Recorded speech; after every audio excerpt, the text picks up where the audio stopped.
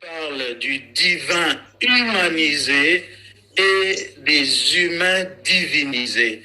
Ça veut dire que la personne du Fils de l'homme qui a quitté les cieux, qui a quitté de chez son Père et qui est venu sur la terre, bien aimé dans le Seigneur, pour te sauver, toi et moi, et était toujours depuis sa création, si on peut dire ainsi, était toujours un être divin. C'était un Dieu. Mais ce Dieu-là a revêtu l'humanité. Ça veut dire qu'il est venu naître comme un homme bien-aimé, afin que nous qui étions humains, qui étions toujours perdus loin de Dieu, nous puissions maintenant être des humains, mais divinisés. Bien-aimé, un chrétien n'est pas un humain normal. Que personne ne te fasse croire le contraire. Que personne ne limite ta pensée pour continuer à croire qu'en Jésus-Christ, tu demeures une personne comme les gens de ta famille. Il est écrit ceci dans la parole de Dieu. À tous ceux qui l'ont reçu, à ceux qui croient en son nom, il leur a donné le pouvoir de devenir enfants de Dieu. Et on nous donne une précision de taille. On nous dit lesquels sont nés, ni de la volonté de la chair, ni de l'homme, mais sont nés de Dieu. À partir de l'instant où tu acceptes Jésus comme Seigneur et Sauveur, tu deviens un humain divinisé. Parce qu'il a dit, voici, je me tiens à la porte et je frappe. C'est lui qui m'ouvrira, j'entrerai chez lui. Je souperai avec lui. Il habite en nous, bien-aimés, par le Saint-Esprit. Nous sommes changés, transformés. Et c'est ce que je vais essayer de vous préciser avec de véritables mots révélés ce soir. Est-ce que quelqu'un est avec moi? Amen. Et quelqu'un peut répéter, je suis un humain divinisé. Je suis un humain divinisé. Parce que le divin a été humanisé. Parce que le divin a été humanisé. Come on. Gloire au Seigneur. Bien-aimé, vous savez, le tout premier homme que Dieu a créé était totalement charnel. Il était totalement charnel. Dieu a créé Adam. Il l'a placé dans les jardins d'Éden. Il s'est rendu compte qu'Adam n'était pas à son aise, n'était pas vraiment comblé parce qu'il se sentait seul au milieu des autres créatures de Dieu. Alors Dieu, dans sa décision, a dit, je lui ferai une aide semblable. C'est ici que j'aime dire à toutes les mamans dont j'ai entendu le prénom ici, Maman Jocelyne par exemple, j'aime dire aux femmes que vous n'êtes pas le produit du hasard. Vous n'êtes pas un produit qu'on doit encore perfectionner. Non, vous êtes réellement comme l'homme créé à l'image et à la ressemblance de Dieu. D'ailleurs, vous avez été voulu par la volonté de Dieu. Parce que lorsque Dieu s'est rendu compte qu'Adam n'était pas à son aise, lorsque Dieu s'est rendu compte qu'Adam n'était pas comblé, Dieu pouvait décider de lui donner autre chose. Parmi tout ce qu'il avait créé, il pouvait lui donner, je ne sais pas moi, des moyens financiers, il pouvait lui donner une assurance dans le contrôle de choses qu'il avait créées. Mais Dieu, dans sa science, Dieu, dans son intelligence infinie, il s'est imaginé un être. Et il a dit que cet être-là sera l'aide semblable de l'homme. Il a dit qu'il va créer une femme. Il a endormi l'homme, il prit sa côte. Vous connaissez l'histoire, bien-aimé. La femme n'est pas n'importe qui. La femme, bien-aimé, moi j'ai un message révolutionnaire pour toi ce soir. Je suis venu te dire que l'Éternel est Dieu qui t'a placé sur la terre, qui permet que tu écoutes cette parole, attend de toi d'entrer dans une nouvelle dimension où tu manifestes, bien-aimé, sa volonté telle qu'il l'a voulu. Quand je dis que j'écris un livre intitulé Metteur en scène, je suis en train d'expliquer expliquer Dieu comme celui qui a créé toutes choses et qui dispose des hommes et des choses qu'il a créées selon sa volonté. Ça veut dire que Dieu est comme un metteur en scène, celui qui est en train d'organiser une pièce de théâtre ou un film. C'est lui qui nous prend comme des acteurs. C'est lui qui décide du rôle que nous devons jouer, bien-aimés, et qui nous fait jouer ce rôle-là. C'est ça le metteur en scène. Notre Dieu est ainsi le metteur en scène de notre vie. C'est lui qui décide de tout ce qui nous concerne. Alors, quelqu'un va dire, on n'a pas encore lu la parole de Dieu. On va lire Hébreux chapitre 10, verset 16. Hébreux chapitre 10, verset 16. Alléluia. J'étais en train de dire que l'homme que Dieu a créé en premier était totalement charnel. Alors, Hébreux chapitre 10, nous lisons ceci, verset 16. La Bible dit, voici l'alliance que je ferai avec eux. Après ce jour-là, dit le Seigneur, je mettrai mes lois dans leur cœur, je les écrirai dans leur esprit. Le verset continue, mais moi, je m'arrête là. Alléluia. Alors, amen. Ce qui se passe, c'est que Dieu ne s'était pas seulement limité vis-à-vis de l'homme au niveau de l'observance de la loi. Il fallait trouver la solution par rapport au fait que le premier homme était charnel et qu'il est tombé dans les péchés. Il fallait trouver la solution dès la racine. Donc, il s'agissait d'une question de sémence. Dieu devait changer la sémence qui devait désormais prévaloir dans l'homme qui allait marcher avec lui.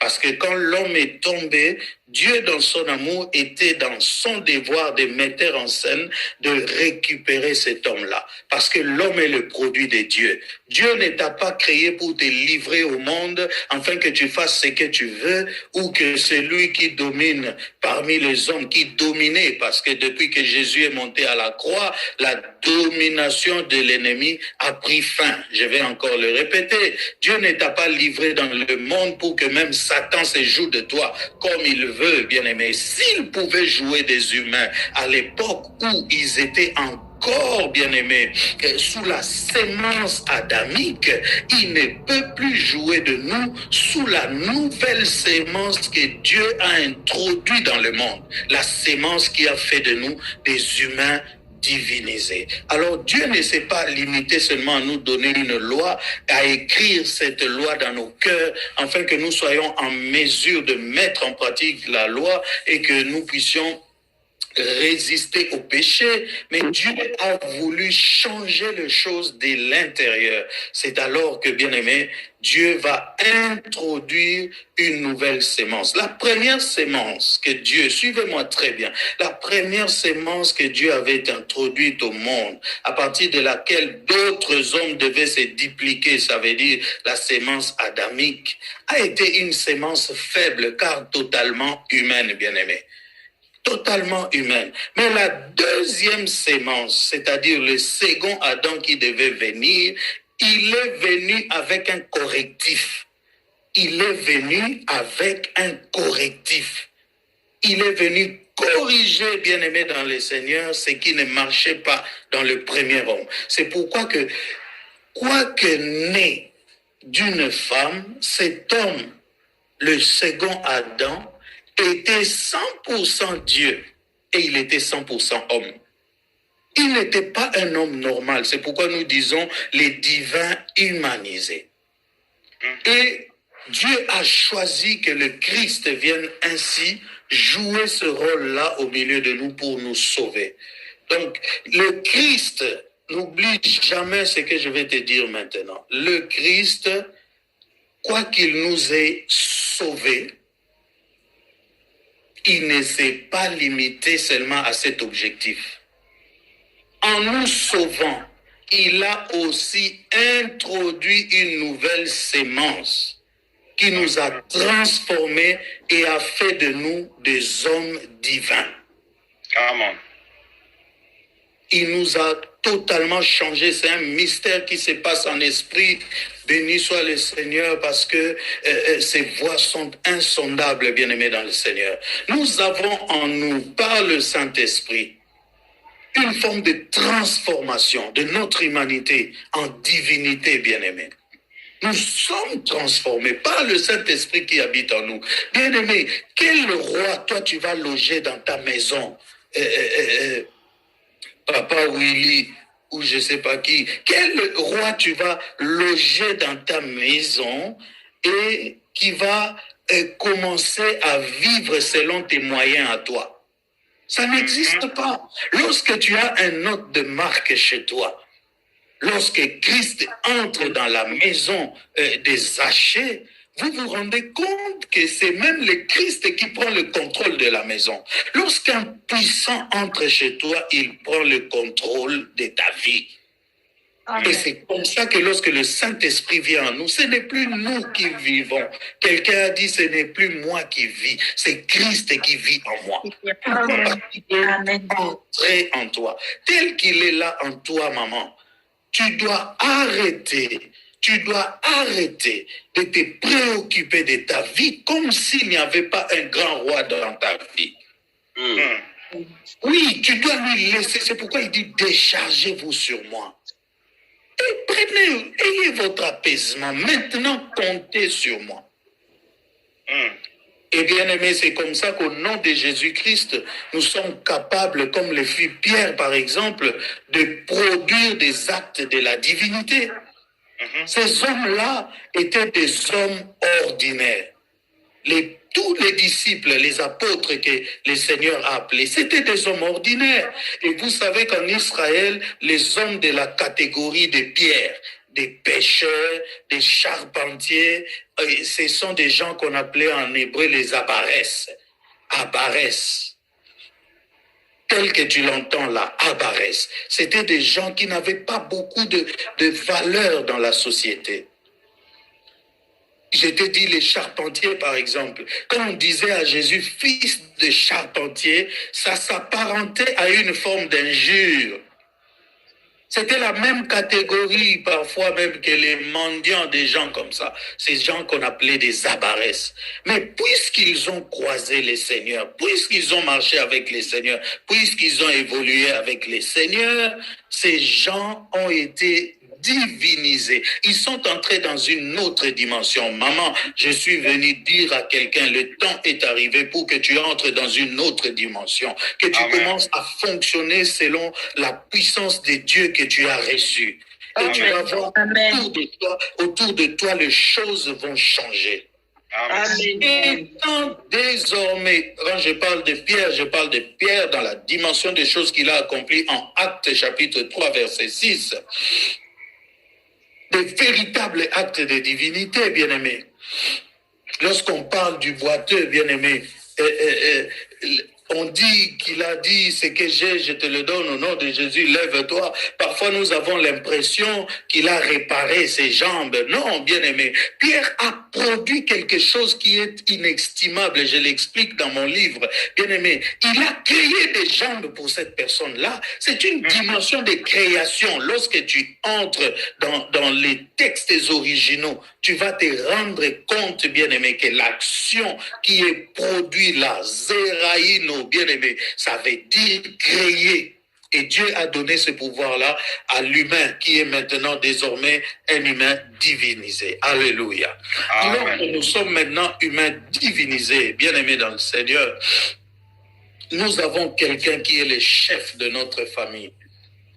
C'est le second Adam qui est venu avec cette nouvelle sémence, bien-aimé.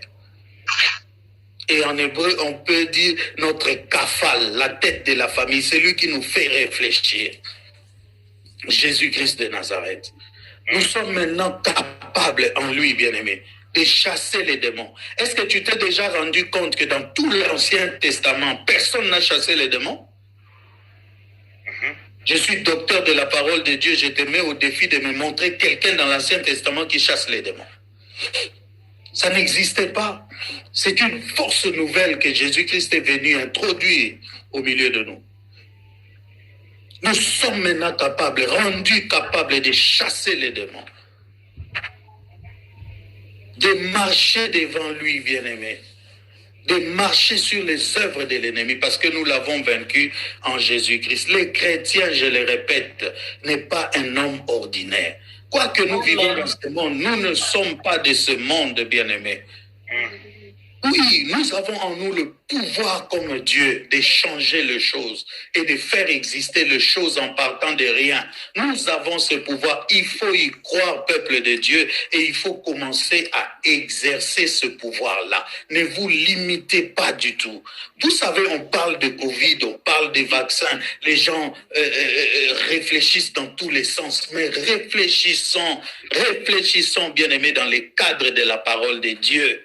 Si les vaccins qu'on donne aux gens est censé les tuer l'automne prochain, si les vaccins qu'on donne aux gens est un poison qui va faire que les gens deviennent fous, mais quelle est la part de cette parole qui nous dit qu'ils prendront quelques breuvages mortels, ils ne mourront pas. Amen. Matthieu chapitre 18, verset 18, ce que vous lirez sur la terre sera lié dans les cieux. Bien-aimés, à partir du moment où nous sommes devenus des humains divinisés, c'est nous qui commandons les ciels. Amen. L'ordre a changé et Dieu est d'accord parce que le sacrifice de mon fils n'a pas été vain. Ce que vous lierez sur la terre, maman, je suis en train de lier la mort sur toutes les personnes qui m'entendent aujourd'hui. Comme la COVID-19 a défié le monde entier et a emporté des milliers de gens, moi, en tant que serviteur de Dieu, je déclare que toi qui m'écoutes aujourd'hui, tu mourras par la volonté de Dieu un jour, mais tu ne mourras pas de COVID-19.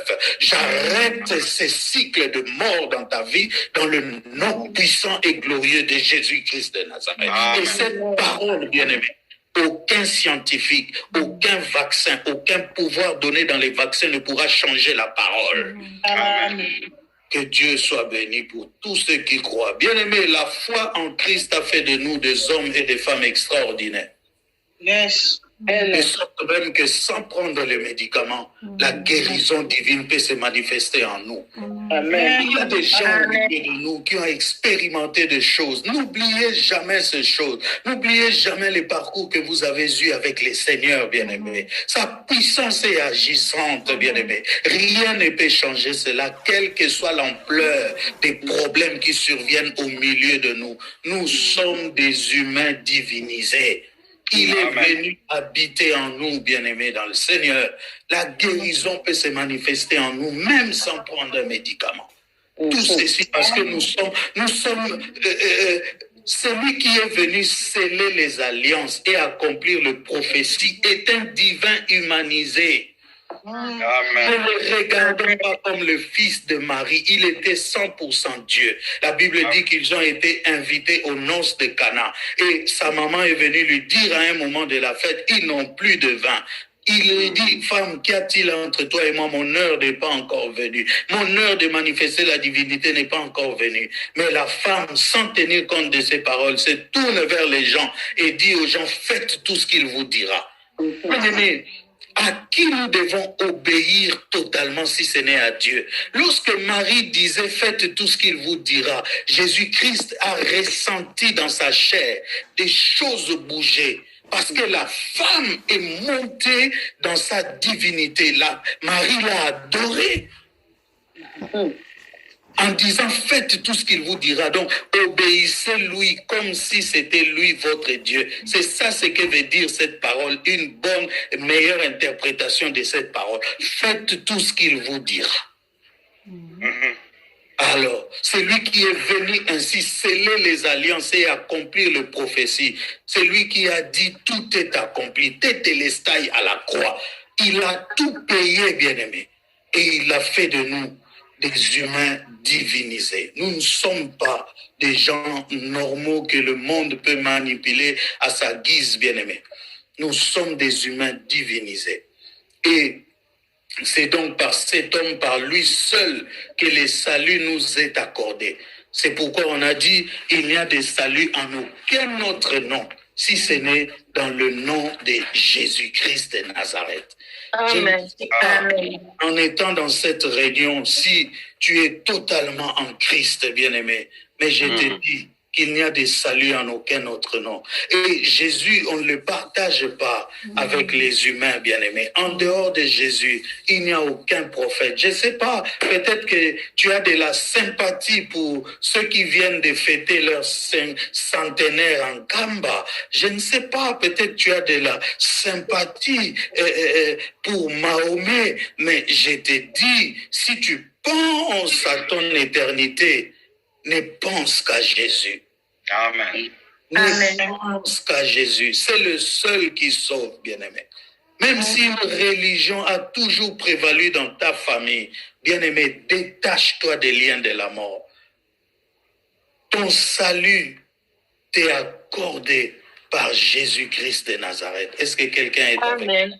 Amen. Et le plus grand cadeau que le Seigneur nous ait donné, de livrer son Fils unique, afin que quiconque croit en lui ne périsse point, mais qu'il ait la vie éternelle.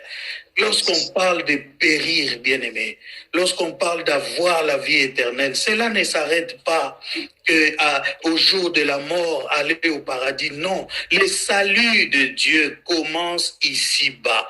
Pendant que nous sommes ici sur terre, les choses changent à partir d'ici. Parce que avant même que nous allions retrouver le Seigneur, sa force, sa divinité doit se manifester ici. Amen. C'est comme ça qu'il nous a donné le pouvoir de marcher sur les scorpions, les serpents. Bien aimé, lorsqu'il a chassé le diable, la Bible dit que sa place ne fut plus trouvée au ciel. Ça veut dire que Dieu n'a même pas eu le temps de créer des cachots pour les diables au ciel. Le ciel, c'est pour nous. Et il nous dit, je vous ai donné le pouvoir de marcher sur le serpent, le scorpion et sur toute la puissance de l'ennemi. Ce n'est pas au ciel, c'est ici.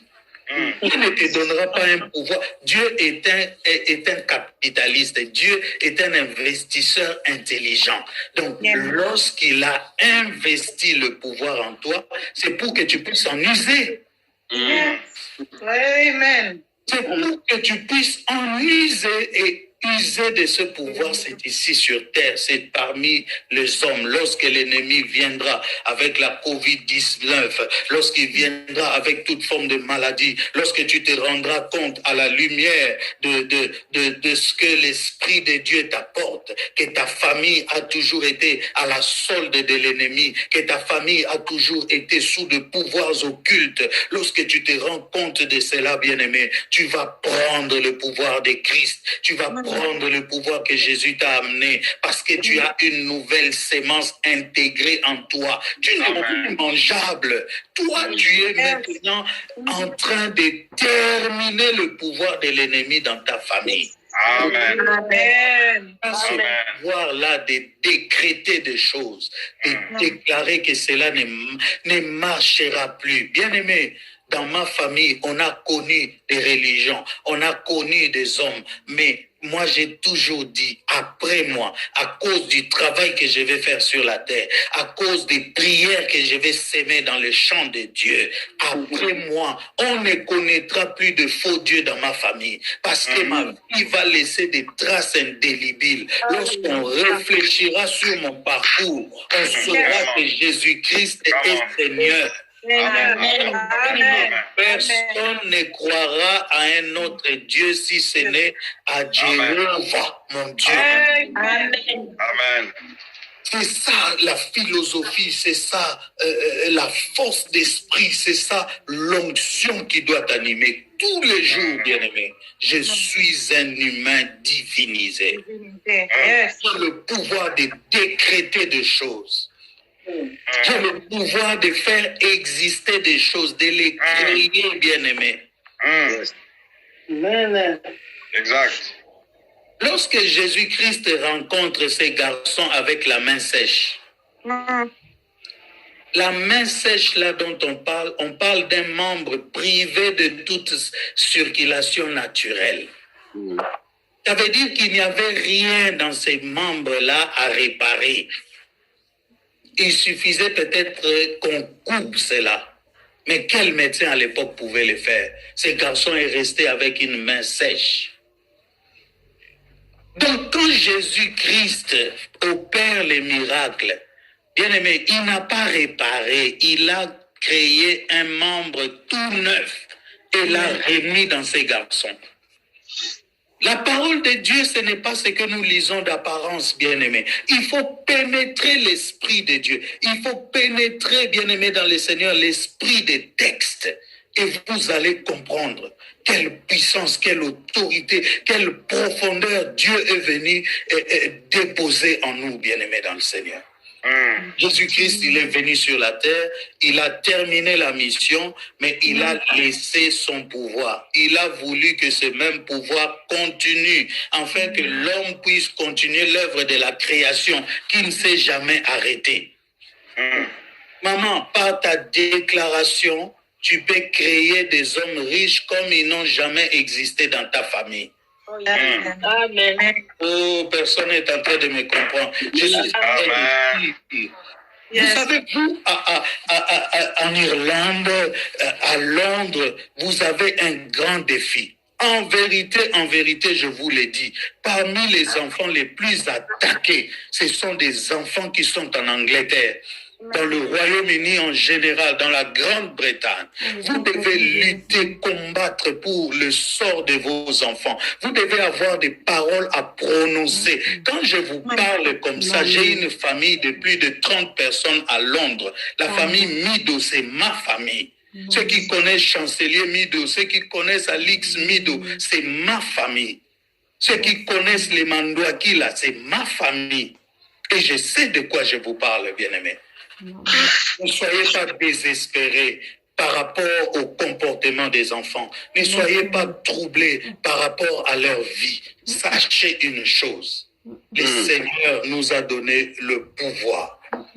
Il nous a donné le pouvoir de marcher sur les serpents, sur les scorpions et sur toute la puissance de l'ennemi. Et rien ne pourra nous nuire. Que le Seigneur vous bénisse.